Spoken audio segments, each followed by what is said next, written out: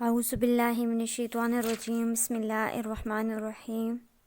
سورہ بروج جو ہے پارہ نمبر 30 میں آتی ہے، اور اس کے شروع کی 5 آیات کا ترجمہ اور اس کے بارے میں ایک بادشاہ کا واقعہ وہ آپ کو بتاؤں گی، کیونکہ میں ہر ویڈیو میں یہ کہتی ہوں کہ قرآن پاک کو پڑھیں ترجمے کے ساتھ اور تفسیر کے ساتھ، تاکہ آپ کو بہت کچھ سیکھنے کو ملے۔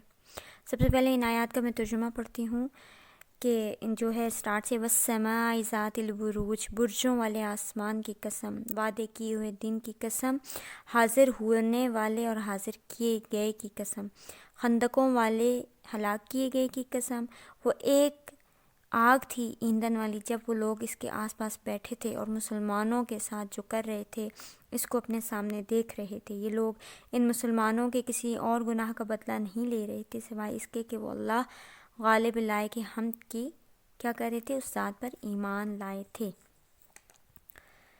اب اس کا ترجمہ یہ ہے، ترجمے کو میں نے آپ کو سنا دیا۔ اب اس کے پیچھے ایک واقعہ کیا ہے کہ اس میں کون سے خندقوں میں ہلاک کیے جانے والوں کے بارے میں بتایا جا رہا ہے، جن کو خندقیں کھود کے اس میں آگ بھڑکا کے اس میں پھینکا گیا تھا۔ گزشتہ زمانے میں ایک بادشاہ کا جادوگر اور کہن تھا۔ جب وہ کہن بوڑھا ہو گیا تو اس نے بادشاہ سے کہا، مجھے ایک ذہین لڑکا دو جسے میں یہ علم سکھا دوں۔ چنانچہ بادشاہ نے ایک سمجھدار لڑکا تلاش کر کے اس کے سپرد کر دیا۔ لڑکے کے راستے میں ایک راہب کا بھی مکان آتا تھا۔ راہب یعنی کہ اللہ کی جو باتیں بتاتا تھا، جو سیدھا راستہ دکھاتا تھا۔ یہ لڑکا آتے جاتے اس کے پاس بھی بیٹھتا اور اس کی باتیں سنتا جو اسے اچھی لگتی۔ اسی طرح سلسلہ چلتا رہا۔ ایک مرتبہ یہ لڑکا جا رہا تھا کہ راستے میں ایک بہت بڑے جانور، شیر یا سانپ وغیرہ سے نے لوگوں کا راستہ روک رکھا تھا۔ لڑکے نے سوچا، آج میں پتہ کرتا ہوں کہ جادوگر صحیح ہے یا راہب۔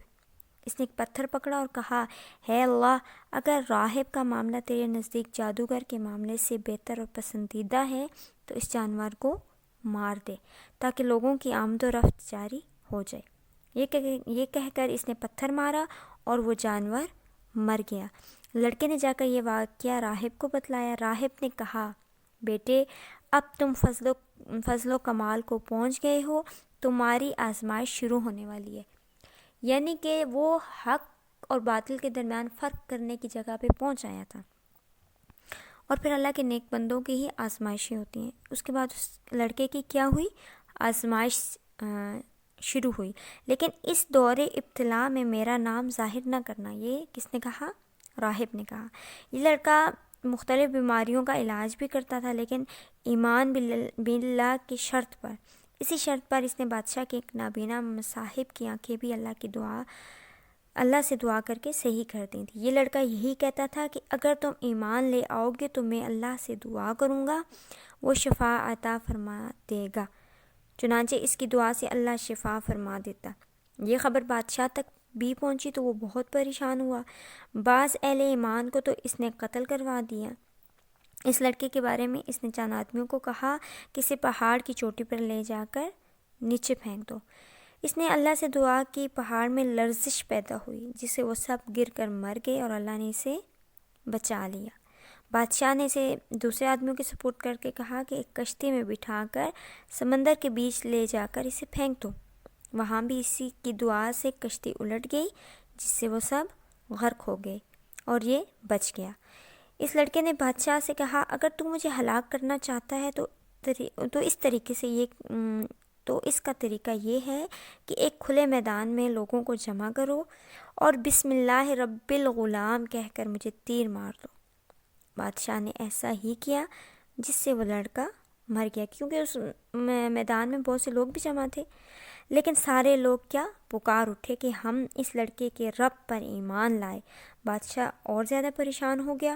چنانچہ اس نے کیا کیا؟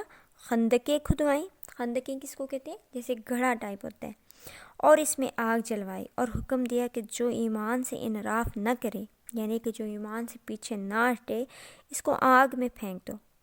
اسی طرح ایماندار آتے رہے اور آگ کے حوالے ہوتے رہے۔ یہاں پہ ایک بات یہ دیکھیں کہ ہمارا ایمان کتنا مضبوط ہے۔ آج اگر ہمارے ساتھ کوئی اس طرح کرے، ایک لمحے کے لیے سوچیں تو کیا ہم اپنے ایمان پہ کھڑے رہیں گے؟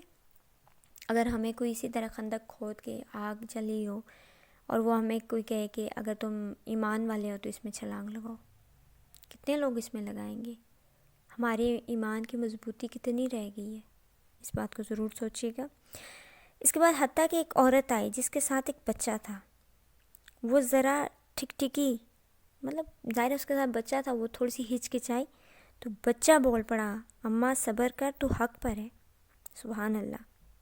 اور یہ مختلف واقعات اس میں بیان کیے جاتے ہیں، اس قسم کے متعدد واقعات مختلف جگہوں پر ہوئے، تفصیل کے لیے دیکھیں تفسیر ابن کثیر میں۔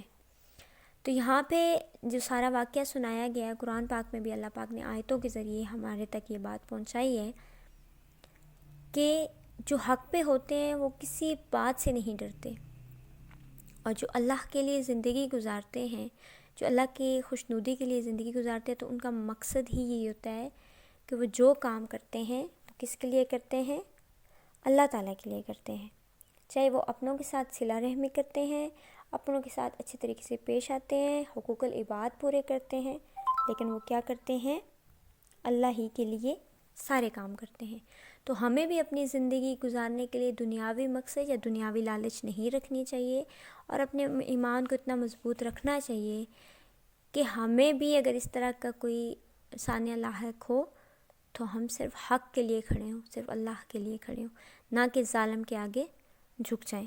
اللہ پاک مجھے اور آپ کو ان آیتوں سے سمجھنے کی اور ان پر عمل کرنے کی توفیق عطا فرمائے۔